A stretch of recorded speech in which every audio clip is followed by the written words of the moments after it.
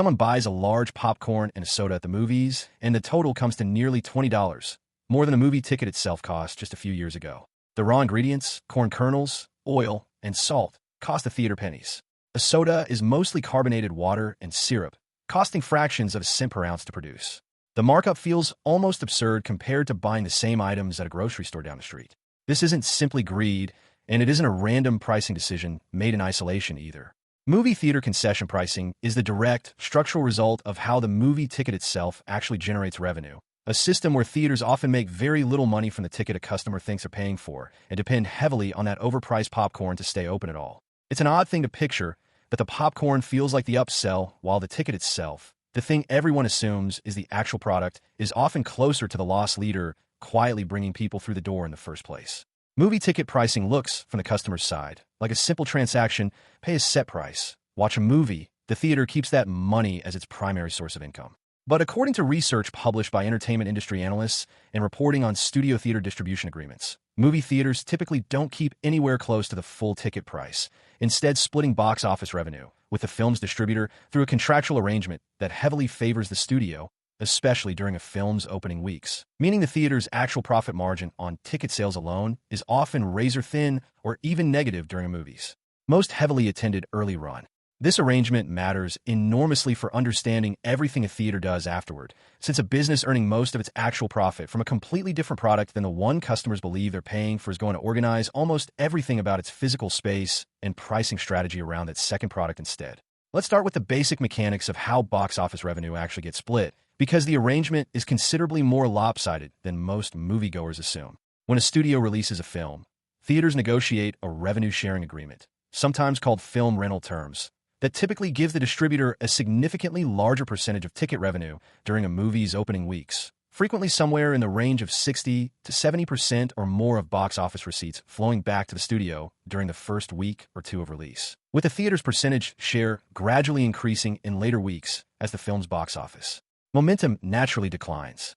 The technical process works like this: a blockbuster opening weekend, the exact period generating the most ticket sales volume and the most concession purchases from excited opening week crowds, is simultaneously the period where the theater keeps the smallest percentage of each individual ticket dollar, meaning the theater's incentive to sell tickets at all during peak demand is driven less by ticket profit margin and considerably more by getting bodies into seats who will then buy.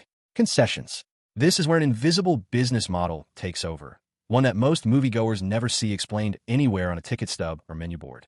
Because concession items, popcorn, soda, candy, are sold entirely by the theater with no revenue-sharing arrangement with the studio at all, 100% of concession revenue stays with the theater, in stark contrast to the heavily split ticket revenue. The technical structure works like this. Theaters essentially treat the movie ticket as a low-margin or sometimes loss-leading product specifically designed to draw a captive audience into the building, then generate the majority of their actual profit through concession sales, where they control both pricing and keep the entire revenue, unconstrained by any studio revenue-sharing agreement whatsoever.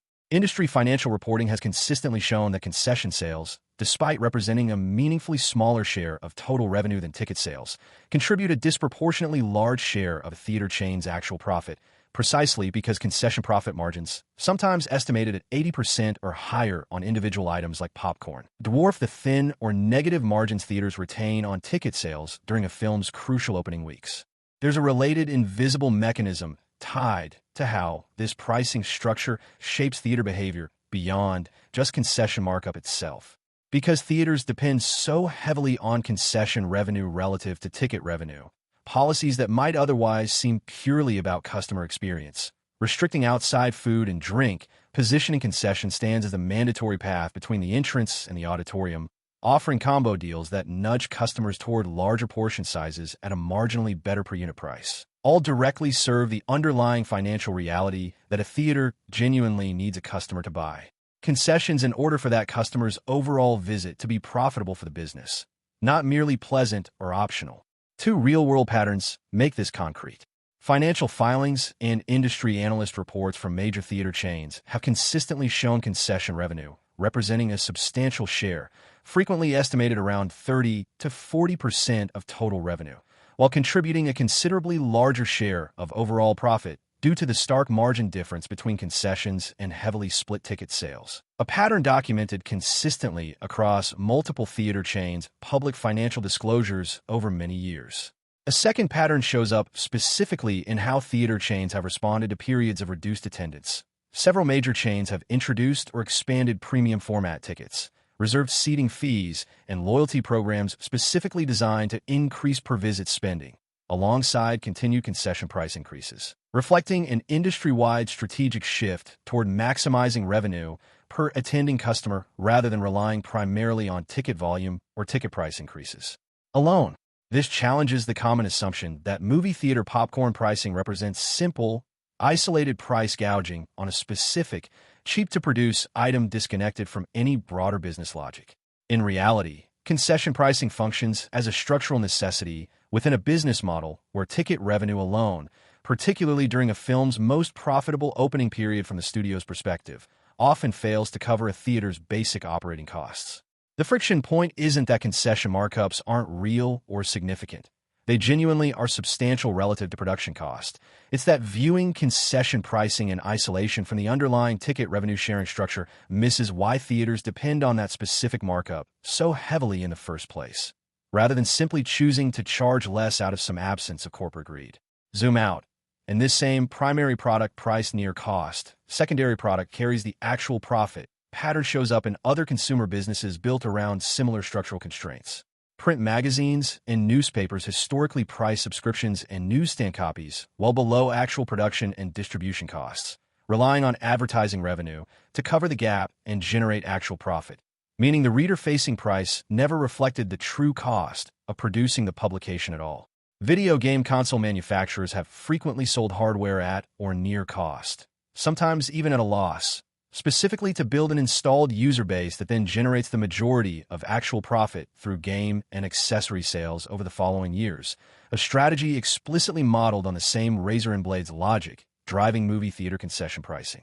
In every one of these businesses, the price a customer actually notices and remembers turns out to be a poor guide to where the company's real profit comes from, which is precisely why the product that feels like the obvious upsell is so often, quietly, the one actually keeping the whole operation financially viable. So the next time movie theater popcorn feels dramatically overpriced relative to its actual ingredient cost, it's worth remembering what that markup actually represents within the broader business supporting it. It probably isn't simply an isolated instance of a theater charging whatever the market will bear on a captive, hungry audience with nowhere else to go. It's more likely the direct, structural consequence of a ticket pricing arrangement that leaves theaters with surprisingly little margin on the product customers think they're actually paying for, making that overpriced popcorn less an act of pure greed and more the specific mechanism keeping the building's lights on at all.